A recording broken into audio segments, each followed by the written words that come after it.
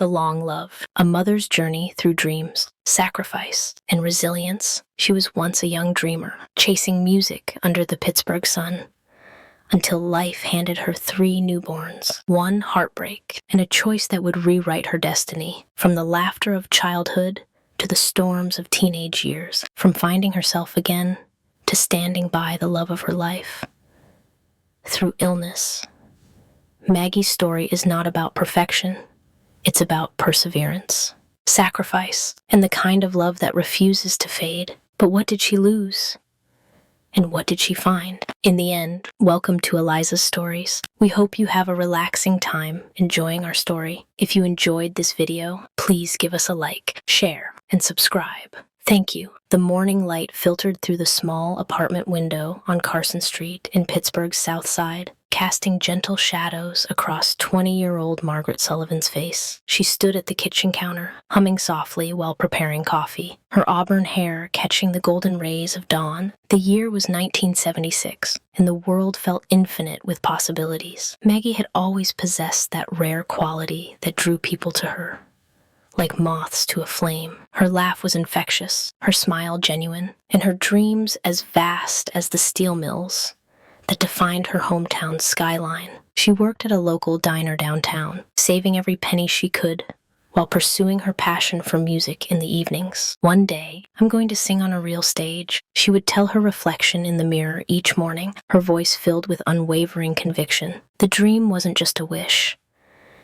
It was a promise she made to herself daily. Her fingers would trace the outline of her guitar, imagining the applause that would one day follow her melodies. The bell above the diner door chimed that fateful Tuesday afternoon when David Sullivan walked into her life. He was tall, with kind eyes that seemed to see right through her carefully constructed walls. His construction workers' hands were rough from honest labor, but when he smiled, Maggie felt her heart skip in a way she'd never experienced before. "What can I get you?" she asked, her usual confidence wavering slightly under his gentle gaze. David ordered coffee and pie, but his eyes never left her face. There was something magnetic about this stranger, something that made her forget about the other customers waiting for their orders. "I'm David," he said simply, extending his hand across the counter. "And you're the most beautiful woman I've ever seen." The words should have sounded like a line, but coming from him, they felt like truth. Maggie blushed, her cheeks turning the color of summer roses. Their courtship unfolded like a classic love story from the movies Maggie adored. David would wait for her after work, walking her home through the winding streets of Pittsburgh.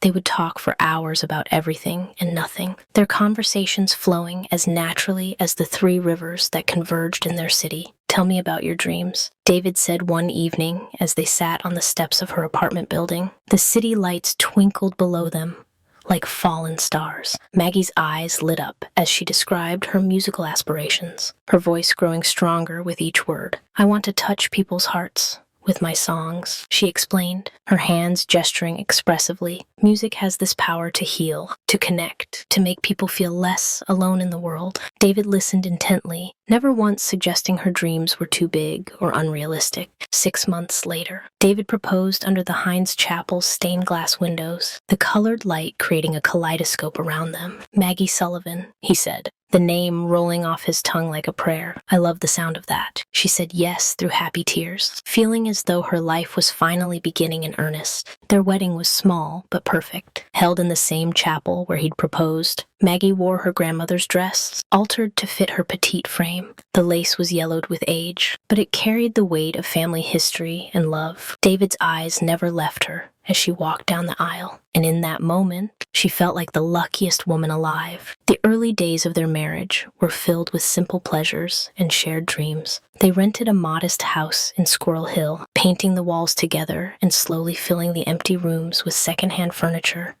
and boundless hope. Maggie continued working at the diner, while David's construction business began to flourish. "Someday, we'll have a house full of children," Maggie would say as they lay in bed at night, her head resting on David's chest. "And I'll sing them lullabies every night until they fall asleep." David would stroke her hair and murmur his agreement, both of them lost in visions of their future family. When Maggie discovered she was pregnant, the joy was overwhelming. She called David at the construction site, barely able to contain her excitement. "We're having a baby," she whispered into the phone, tears of happiness streaming down her face. David's whoop of joy could be heard by his entire crew, and he left work immediately to sweep his wife into his arms. The pregnancy wasn't easy. Maggie experienced severe morning sickness that lasted well into her second trimester. She had to quit her job at the diner, spending most days resting and trying to keep food down. David was endlessly patient, bringing her ginger tea and crackers, rubbing her feet when they swelled.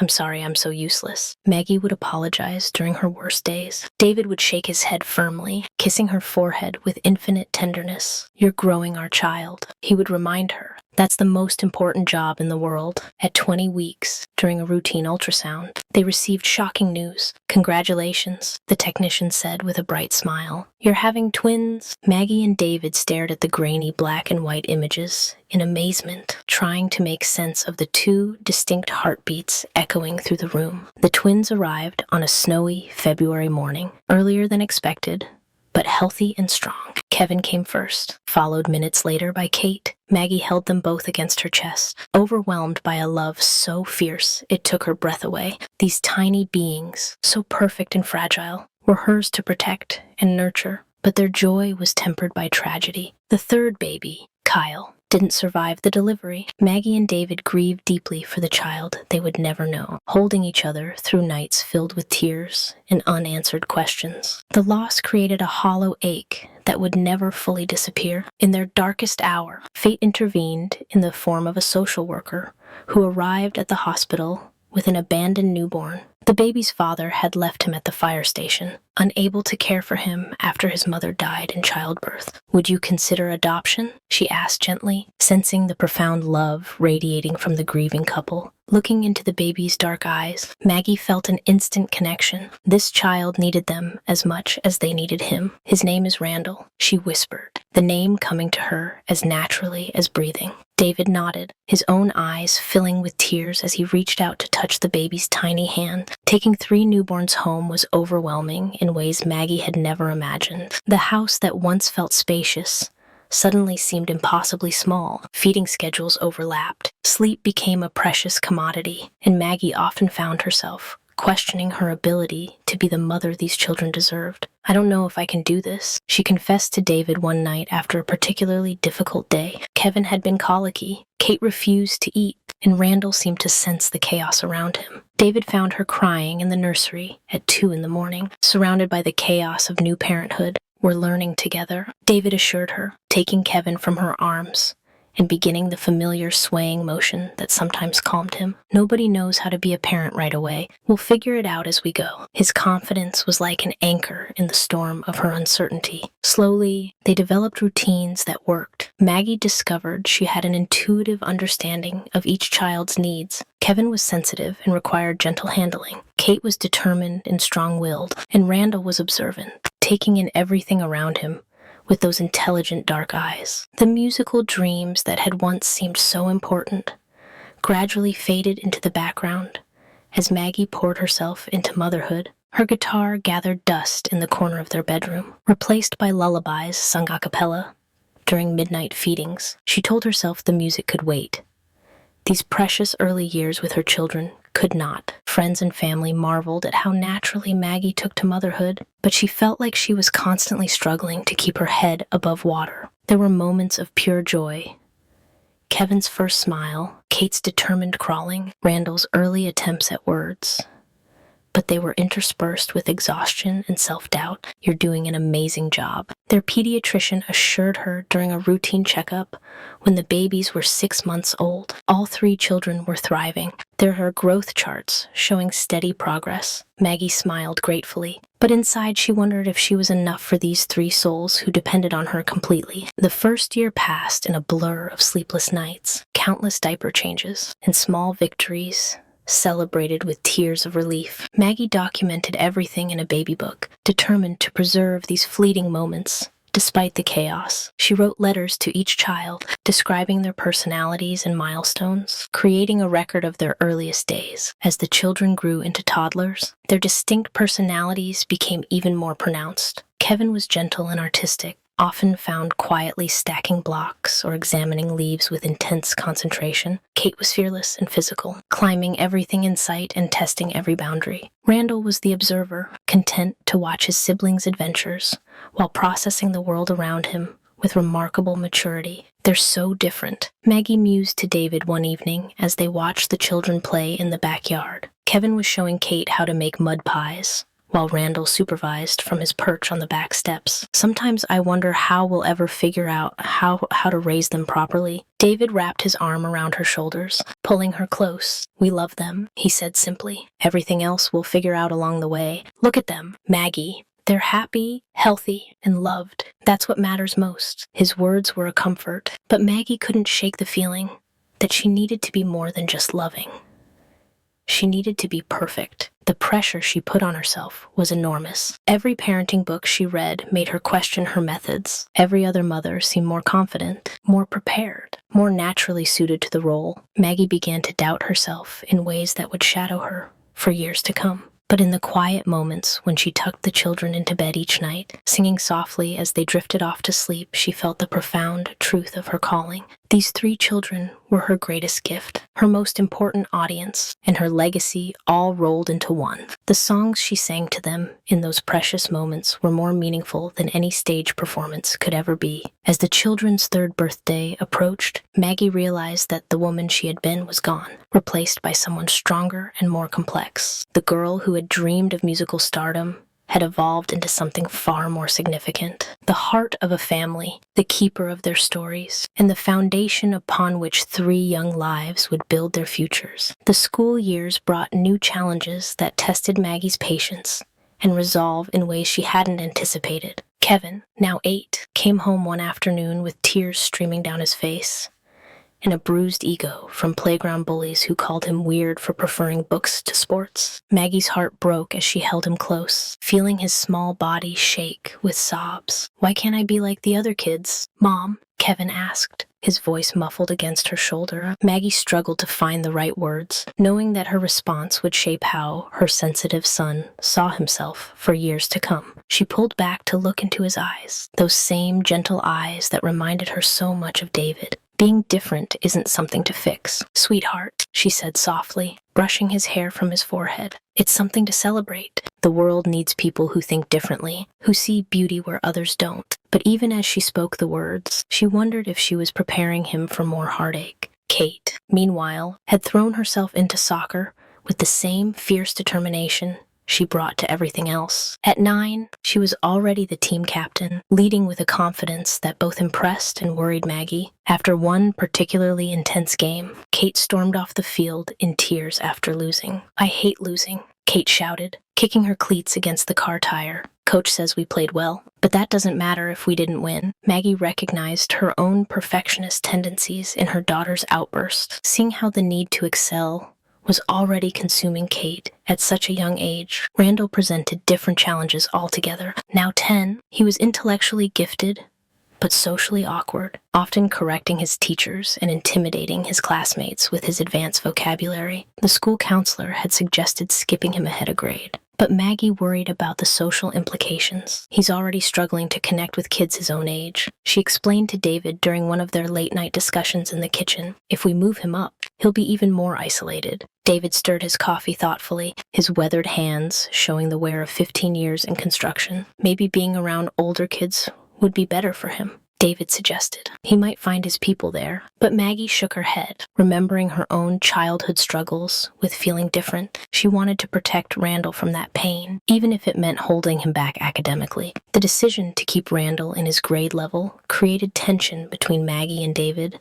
that hadn't existed before. David believed in pushing the children to reach their potential, while Maggie prioritized their emotional well-being. These philosophical differences began to create small fractures in their once solid partnership. "You're coddling them," David said one evening after Maggie had spent an hour helping Kevin with homework he could have done independently. "They need to learn to handle things on their own." His words stung because Maggie feared he might be right. But her maternal instincts screamed at her to protect and nurture. "I'm supporting them," Maggie replied, her voice sharper than she intended. There's a difference, but doubt crept in during the quiet moments when she wondered if her desire to shield her children from pain was actually preventing them from growing stronger. As the children entered their teenage years, the challenges multiplied exponentially. Kevin, now 14, had discovered theater and spent most of his time at rehearsals or writing in his journal. His artistic pursuits worried David, who pushed him toward more practical activities,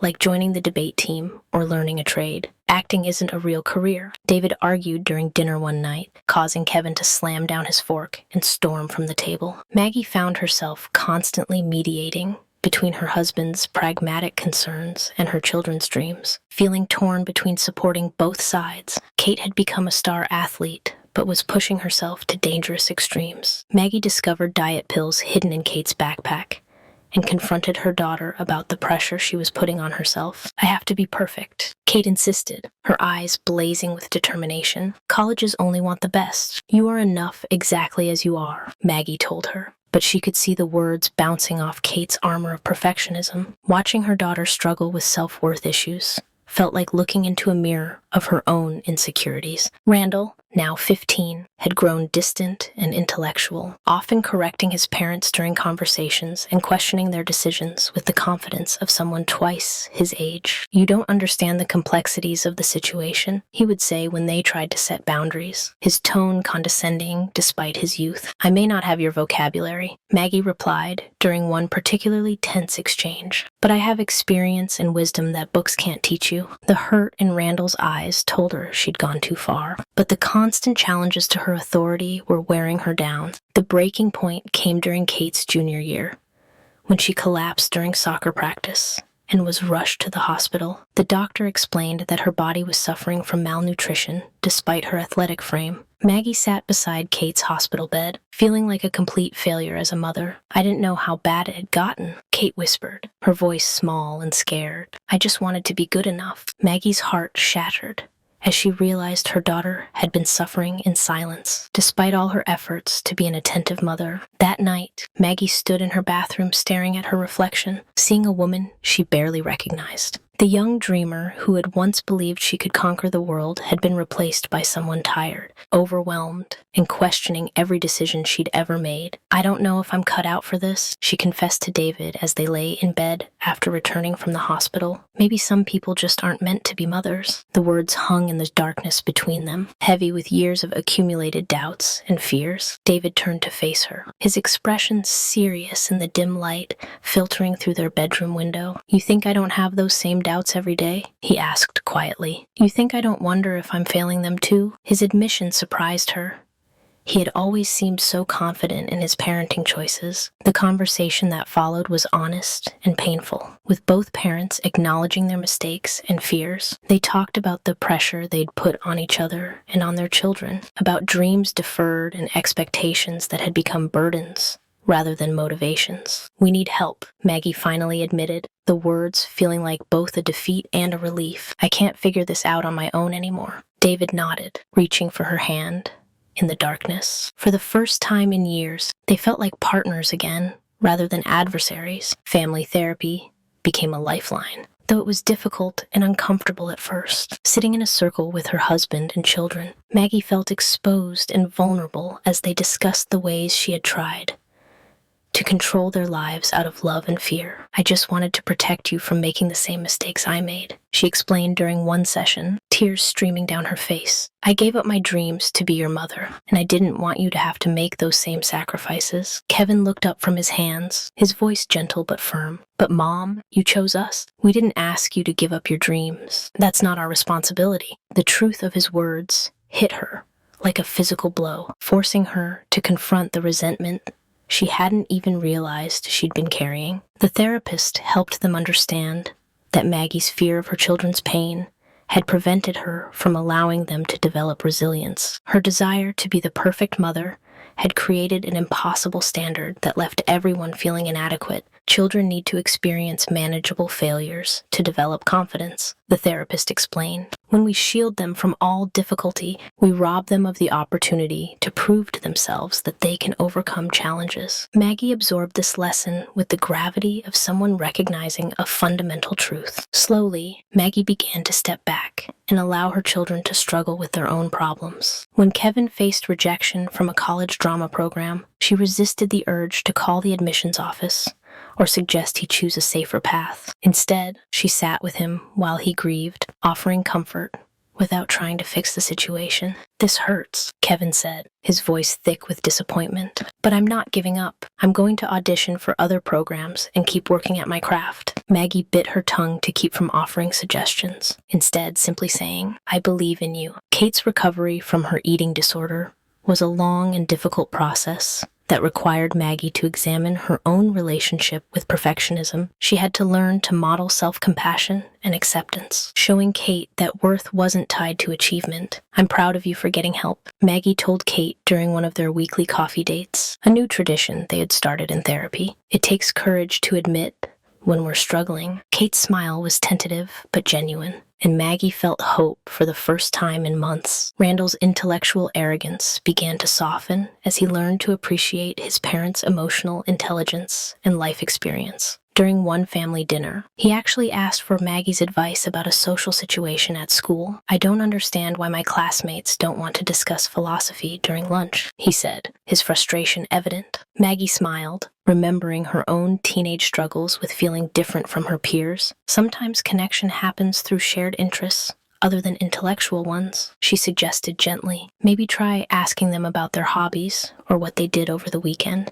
Watching Randall consider her advice seriously felt like a small victory. The changes in their family dynamics weren't dramatic or immediate, but they were significant. Maggie learned to bite her tongue when Kevin made choices she disagreed with, to celebrate Kate's efforts rather than just her victories, and to appreciate Randall's unique perspective without feeling threatened by his intelligence. David and Maggie also began to rebuild their partnership, recognizing that their different parenting styles could complement rather than conflict with each other. They started having weekly check-ins to discuss their concerns and strategies, approaching their children's challenges as a team rather than opponents. "I think I'm finally understanding what it means to be a mother," Maggie reflected during one therapy session. "It's not about being perfect or having all the answers. It's about showing up with love and doing your best, even when you're scared and uncertain." The therapist nodded approvingly. "That's perhaps the most important lesson any parent can learn. Children don't need perfect parents. They need authentic ones who are willing to grow and change alongside them." As her children prepared to leave for college, Maggie felt a bittersweet mixture of pride and loss. They were becoming independent young adults with their own dreams and struggles, and she had learned to trust both them and herself in the process. "You raised us well, Mom," Kate said during one of their last dinners together before she left for college. "Even when it was messy and complicated, we always knew you loved us." The words were a balm to years of self-doubt and worry. Maggie looked around the dinner table at her family, David with his patient wisdom, Kevin with his artistic sensitivity, Kate with her fierce determination, and Randall with his brilliant mind, and felt a deep sense of gratitude. They weren't perfect, but they were real, and they had survived the turbulent middle years together. The challenges had been overwhelming at times, but they had also been transformative. Maggie was no longer the young woman who thought love alone was enough to protect her children from the world. She had become someone stronger and wiser, someone who understood that true love sometimes meant stepping back and allowing those you care about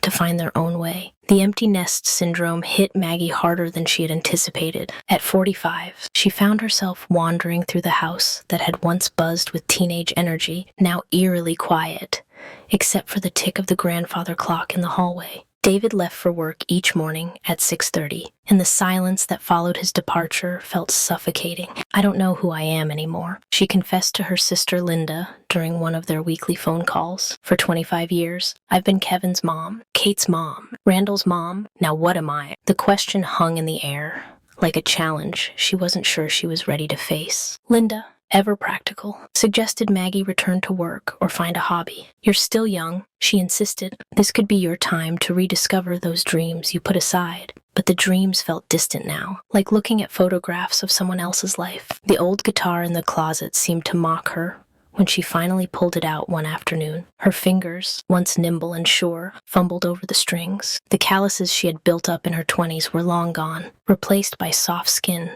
that protested against the wire strings. Even her voice felt rusty when she tried to sing. Maybe some dreams have expiration dates, she murmured to herself, but something deep inside rebelled against the thought. She began practicing quietly in the afternoons, rebuilding her muscle memory one chord at a time. David noticed the change in her routine, but said nothing at first. He would come home to find her quickly putting the guitar away, as if she'd been caught doing something shameful. Finally, one evening over dinner, he addressed the elephant in the room. "I can hear you playing," he said gently, cutting into his meatloaf. "You don't have to hide it from me." Maggie felt heat rise in her cheeks, embarrassed to be pursuing something that felt so selfish after years of focusing solely on their children. "It's silly," she said, not meeting his eyes, a 45-year-old woman trying to recapture her youth. But David reached across the table and took her hand, his callous fingers warm against hers. "It's not silly if it makes you happy," he said. "I married a woman with dreams, Maggie. I miss her sometimes." The admission was gentle but pointed, and Maggie realized she had lost herself so completely in motherhood that she had forgotten the person David had fallen in love with. That conversation marked the beginning of Maggie's journey back to herself. She started small, playing at the local coffee shop's open mic night once a month. Her voice shook the first time she performed, her hands trembling as she introduced herself to the small audience of regulars and college students. "This is a song I wrote a long time ago," she said, her voice barely above a whisper, "about dreams and second chances." The melody that flowed from her guitar was hesitant at first, then stronger as muscle memory kicked in. When she finished, the applause was genuine and encouraging. A regular named Tom, a retired music teacher, approached her afterward. "You have real talent," he said, his eyes kind behind wire-rimmed glasses. "Have you ever thought about teaching? I know the community center is looking for someone to lead adult music classes." The idea intrigued Maggie more than she expected. Teaching would allow her to share her love of music without the pressure of performing professionally. It felt like a perfect middle ground between her artistic aspirations and her nurturing nature. Her first class was small. Just 6 adults ranging from a recent divorcee looking for a new hobby to a retired engineer who had always wanted to learn guitar. Maggie felt nervous as she stood before them, her own guitar cradled in her arms. "Music isn't about perfection," she began, echoing words her own music teacher had told her decades earlier. "It's about expression, about finding your voice and having the courage to let others hear it." As she spoke, she realized she was talking to herself as much as to her students. The classes became a source of joy and purpose that Maggie hadn't experienced in years. She watched her students progress from tentative beginners to confident players, their faces lighting up when they mastered a new chord or successfully performed a song. It reminded her why she had fallen in love with music in the first place. "You're different these days," Kate observed during one of her visits home from college. She was majoring in sports medicine now, having found a healthier relationship with athletics. "You seem lighter somehow." Maggie smiled, recognizing the truth in her daughter's observation. "I'm remembering who I used to be," she said, "and figuring out who I want to become." The conversation felt significant, a role reversal where her daughter was offering wisdom and encouragement. Kevin called regularly from his drama program in New York, his voice filled with excitement about his latest roles and projects. "I'm proud of you, Mom," he said during one particularly memorable conversation. "You taught me that it's never too late to pursue what makes you happy." The words meant more to Maggie than Kevin could possibly know. She had worried for years that she had failed her children by not being a perfect role model, but now she understood that perhaps struggling and growing was the most valuable lesson she could teach them. Randall, now excelling in his pre-law program, had developed a deeper appreciation for his mother's emotional intelligence. "You always understood people in ways that I'm just beginning to grasp," he told her during winter break. "I used to think that was less important than intellectual understanding, but I was wrong." The acknowledgement from her brilliant son felt like vindication for all the times she had questioned her own intelligence and worth. She had raised children who were not only successful, but also kind, thoughtful human beings who valued emotional connection alongside achievement. But just as Maggie was finding her footing in this new phase of life, David began experiencing health problems that would test their family in unexpected ways. It started with persistent fatigue that he dismissed as the natural consequence of 25 years in construction work. "I'm not as young as I used to be," he would say when Maggie expressed concern about his exhaustion. "My body is just reminding me that I'm pushing 50. But Maggie noticed other changes.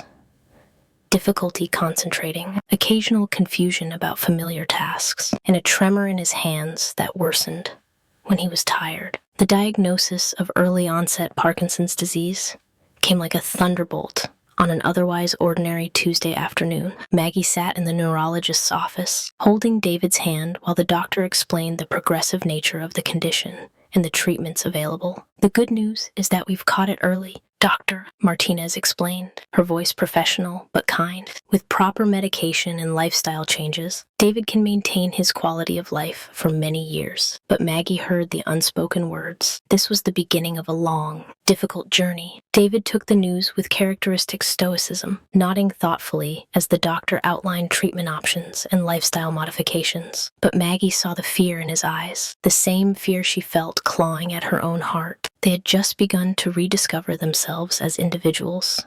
Now they faced a future shadowed by chronic illness. The drive home was silent, both of them lost in their own thoughts. It wasn't until they were sitting in their kitchen, the familiar space suddenly feeling foreign, that David finally spoke. "I'm scared, Maggie," he admitted, his voice breaking slightly on the words. "Not of dying, but of becoming a burden on you, on the kids." The vulnerability in his admission broke Maggie's heart and strengthened her resolve simultaneously. "You could never be a burden," she said firmly, moving to sit beside him at the kitchen table. "We're partners, remember, in sickness and in health." The wedding vows, spoken so many years ago with youthful confidence, now carried the weight of real understanding. Telling the children was one of the hardest conversations of Maggie's life. Kevin flew home immediately, his dramatic training making him surprisingly good at asking practical questions about treatment and prognosis. Kate's athletic background meant she understood the importance of physical therapy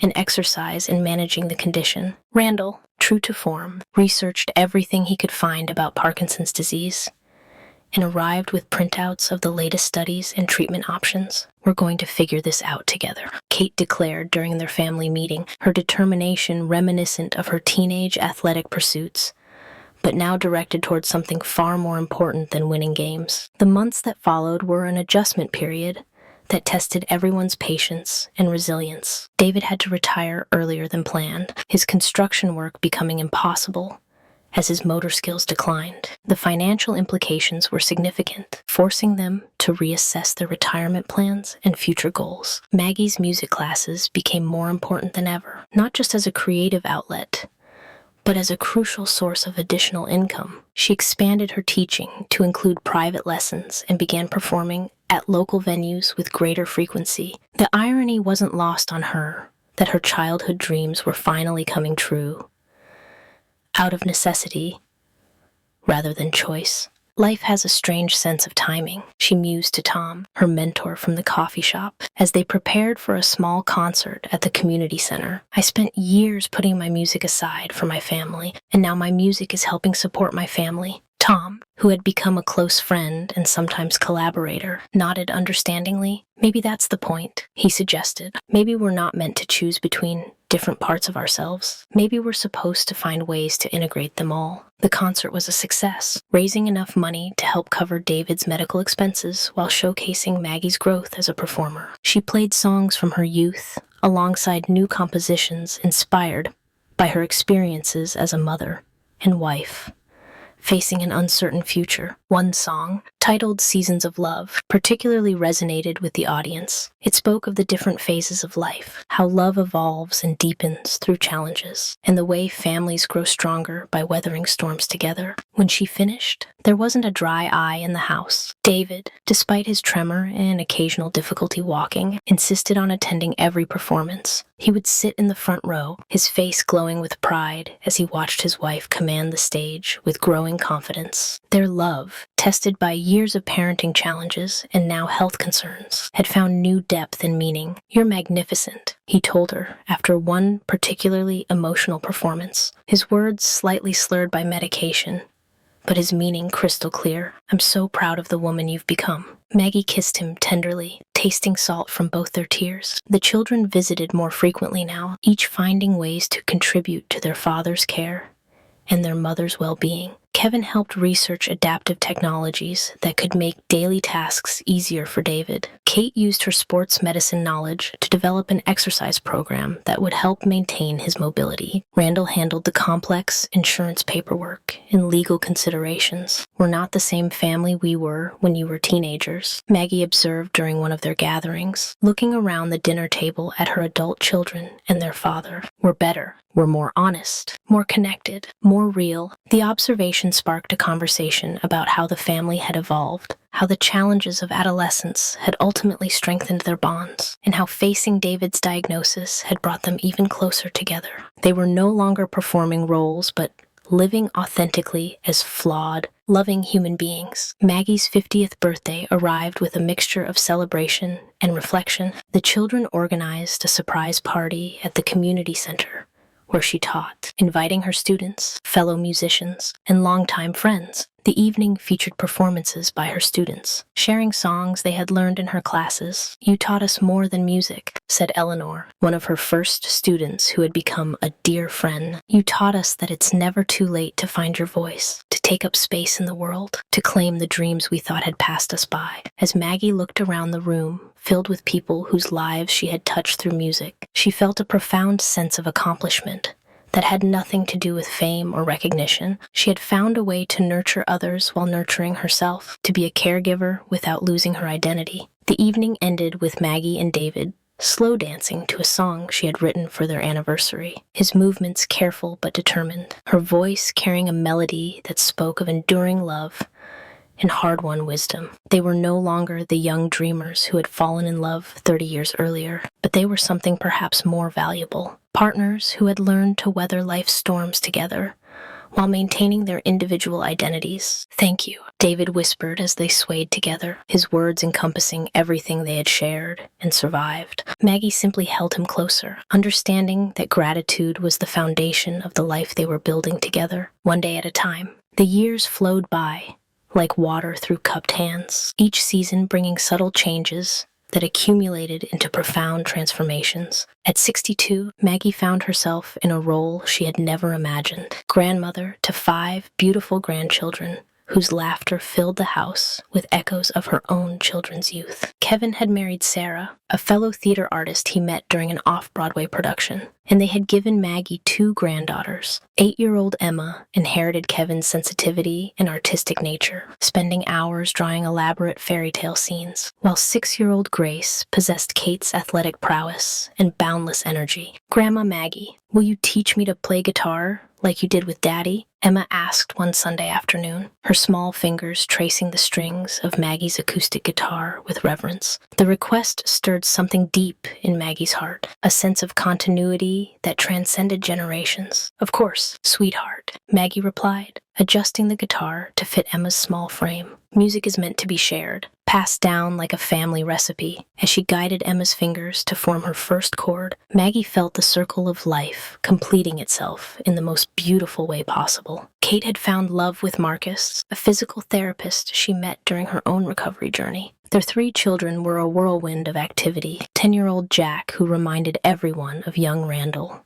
with his quick wit and curiosity. 7-year-old Sophie, who had inherited her mother's competitive spirit. And 3-year-old Luke, who was pure joy in motion. "They're going to wear you out," Kate warned as she dropped off the kids for their weekly sleepover at Grandma and Grandpa's house. But Maggie thrived on the chaos, finding renewed energy in their youthful exuberance. David, despite his progressing Parkinson's, delighted in reading to them, his trembling hands steady when holding a storybook. Randall had surprised everyone by marrying his college sweetheart, Beth, and choosing to focus on family law rather than corporate litigation. Their approach to parenting was methodical and thoughtful, perhaps influenced by watching their own family navigate challenges through open communication and professional help. I want to be the kind of parent you became, Randall told Maggie during one of their heart-to-heart conversations. Not the kind you started as, but the kind you grew into through all the difficult years. The compliment meant more to Maggie than any professional accolade ever could. The grandchildren's presence in the house brought David immense joy during his more difficult days. When his medication made him confused,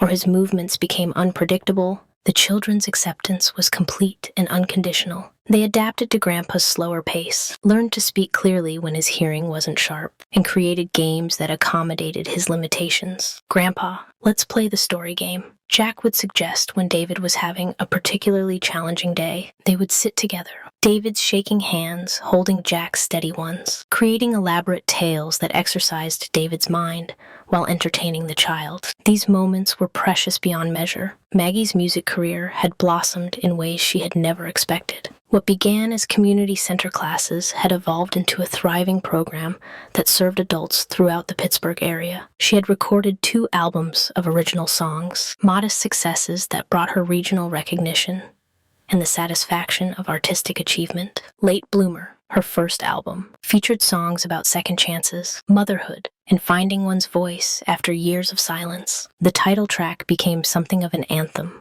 for women rediscovering their dreams in midlife. Local radio stations played it regularly, and Maggie received letters from listeners sharing their own stories of delayed but not denied aspirations. Her second album, Seasons of the Heart, was more personal, containing songs about caring for an aging spouse, watching children become parents, and the bittersweet nature of life's passages. The reviews were glowing, with critics praising her authentic voice and honest songwriting. "You've found your niche," said Janet, the local music journalist who had followed Maggie's career with interest. "There's something so genuine about your music, so real and lived in. It resonates because it comes from truth, not artifice." But even as Maggie enjoyed professional success, she was increasingly aware of David's declining health. The Parkinson's had progressed more rapidly than the doctors had initially predicted, and daily tasks that had once been simple now required significant effort and adaptation. Mornings were the hardest. David's medication needed time to take effect, and the period between waking and becoming functional stretched longer each month. Maggie would sit beside him in bed, holding his hand while they waited for his body to cooperate, talking softly about their plans for the day or memories from years past. "Do you remember our first apartment?" David asked one morning, his voice barely above a whisper. "You would sing while you made breakfast, those old folk songs your mother taught you." His eyes were distant, lost in a time when they were young and everything seemed possible. "I still sing while I make breakfast," Maggie replied, squeezing his hand gently. Some things never change. But privately, she wondered how many more mornings they would have like this, how long she could maintain the cheerful facade when her heart was breaking, watching him struggle. The decision to hire a part-time caregiver was difficult, but necessary. Maria, a gentle woman in her 40s with extensive experience caring for Parkinson's patients, became an essential part of their routine. She helped with David's physical therapy, managed his medications, and provided Maggie with brief respites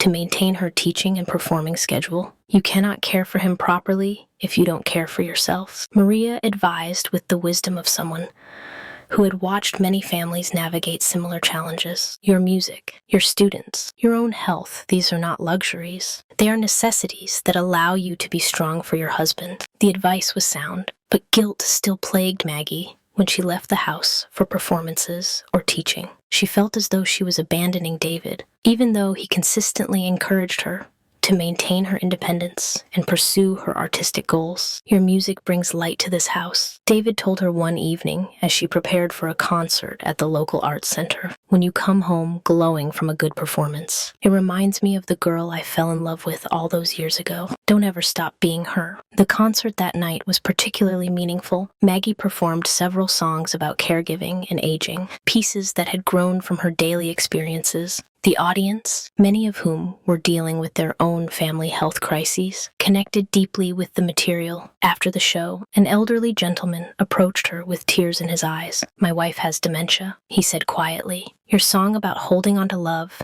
even when the person changes, it helped me remember why I'm fighting so hard to keep caring for her." "Thank you." These interactions reminded Maggie that her music had found its true purpose. She wasn't performing to achieve fame or fortune, but to create connection and understanding, to help others feel less alone in their struggles. The realization filled her with a sense of completion that professional success alone had never provided. As David's condition continued to deteriorate, the children rallied around their parents with remarkable maturity and compassion. Kevin took a leave of absence from his latest theatrical production to spend extended time at home. Kate coordinated with her siblings to ensure someone was always available to help with their father's care. Randall handled the legal and financial aspects of David's progressive disability. "We're not going to let you carry this alone," Kate declared during a family meeting in their living room. David sat in his favorite chair, following the conversation despite his medication-induced drowsiness. "We're a team, and teams support each other." The support was both practical and emotional. Kevin's theatrical background made him excellent at creating entertainment for his father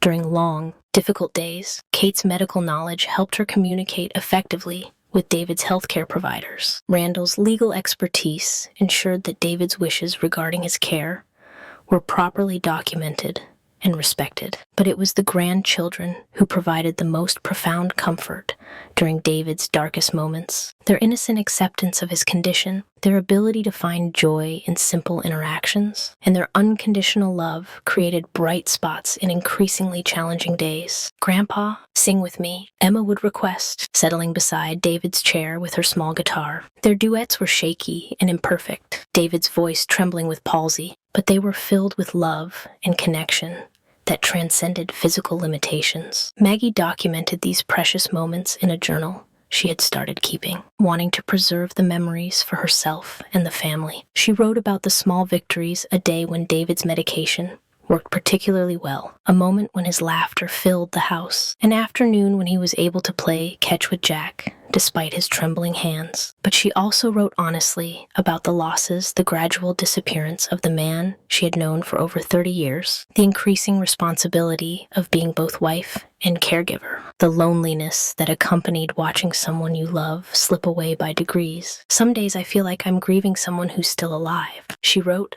"Other days, I'm so grateful for every moment we still have together." Love in the face of progressive illness is perhaps the most complex emotion I've ever experienced. The journal entries became songs, raw and honest pieces that explored the territory between devotion and exhaustion, hope and despair. She performed these newer compositions at intimate venues, sharing her most vulnerable experiences with audiences who understood the weight of caregiving. One song, titled "Still Here," became particularly popular among support groups for families dealing with chronic illness. The lyrics spoke of finding the person you love within the shell of disease, of celebrating small moments of connection, of the fierce determination required to keep loving when loving becomes work. "You've given voice to something many of us feel but couldn't express," wrote a woman who had attended one of Maggie's concerts. "Thank you for helping me understand that it's okay to feel angry and sad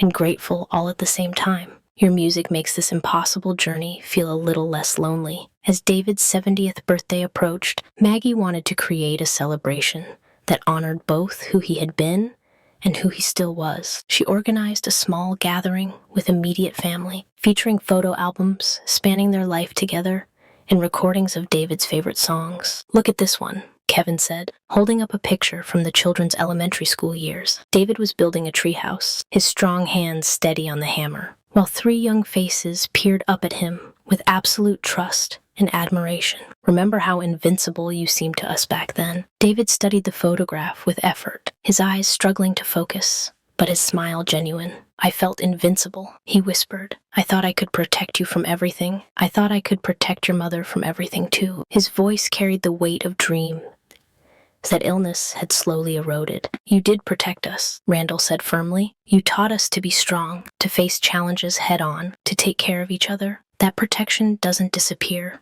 just because your body isn't cooperating anymore." The conversation that followed was one of the most meaningful the family had shared in years. David spoke with great effort about his pride in his children and his gratitude for the life he and Maggie had built together. The children shared memories and lessons they carried from their father, creating a verbal legacy that transcended his physical limitations. "Your mother," David said, turning to look at Maggie with eyes that still sparkled with love despite the disease, is the strongest person I know. She gave up her dreams once to raise you, and now she's living them while taking care of me. She's extraordinary. The words hung in the air like a benediction, a recognition of sacrifice and growth, of love that had evolved and deepened through decades of shared experience. Maggie felt tears streaming down her face, not from sadness, but from the profound gratitude of being truly seen and appreciated. Later that evening, after the family had gone home and David had settled into sleep, Maggie sat at her piano, working on a new song.